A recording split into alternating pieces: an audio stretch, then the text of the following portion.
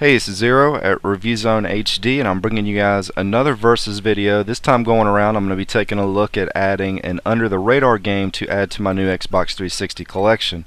Now, the one thing that Xbox 360 kind of has over the PlayStation 3 is the massive indie game collection, which spans across a couple thousand titles, and it can be a little difficult trying to figure out which games are actually worth playing and which ones are worth passing on unless you actually download the demo for the game. Enter Dead Sea. On one hand, it's a game that has a very awesome concept, cool name, nice looking box art, the gallery photos were intriguing, and I'd have to respect anyone that can make a game like this and have it published on the 360.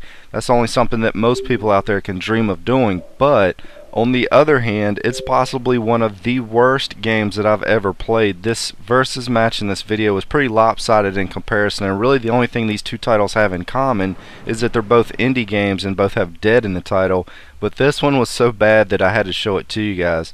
The problem here is going to be the controls are really working against you. In the opening sequence, even when I would just beat my controller down rapidly pressing the button it was asking me to press, I'd fail sometimes and get a game over before the game even really starts, and that's certainly an omen for what was to come. Once you do manage to eke your way through the opening sequence and find your way bobbing in the water with sharks circling around you, the controls to actually swim around aren't that much better. It was extremely difficult to get her to do what I wanted her to do, as in swim at a medium pace so that you don't draw the attention of the sharks. You have to alternate tapping the triggers, and even after multiple attempts and spending a solid 30 to 45 minutes playing, the mechanic just doesn't work that well no matter how good you actually get with the timing. But again, I think it's an awesome concept for a game. If there was a way to do just a complete overhaul and maybe change some of the basic mechanics and add a few other elements to keep things interesting, this could have been a pretty fun game. Now let's move over to the obvious winner of this match, and that's going to be Dead Pixels. And I only had to play this one for just a few minutes before immediately realizing this was a pretty fun indie title. One thing I didn't like, however, was the grainy film that sort of jittered around the screen, and I was excited to see there was an option to turn it off, so I did that pretty quickly. It added a nice touch to the graphics, but I got kind of tired of it after just a few minutes. But I definitely was digging the style and the mechanics of this one. It's a simple looking side scroller that bears a small resemblance to another title that I enjoyed playing last year with Scott Pilgrim vs. the World, only with zombies and guns and obviously a little less polish.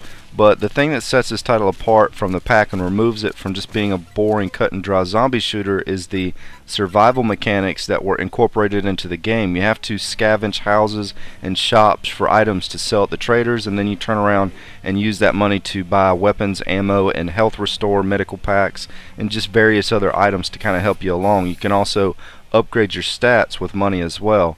There's also enough variety in the zombie enemy types to keep the game interesting. One twist that happened after I got a few levels in was the actual survival mechanic changed a little bit. It switched from me having enough ammo to just wipe everybody out on the level to being forced to actually conserve ammo and only use it to take out the zombies that get in my way, because it gets to a point there's just too many to shoot with too little ammo to spare. Now, as far as if I decided to purchase either title, I'm sure it's obvious I didn't pick up Dead Sea, but I did decide to buy Dead Pixels, so that was the second title to enter my Xbox 360 arcade collection. I won't be showing a lot of indie titles in these versus videos. I may have one or two more to show to you guys, but I'm mostly going to be sticking to just the mainstream stuff from here on out. But anyways, this is Zero at ReviewZoneHD, and thanks for stopping by.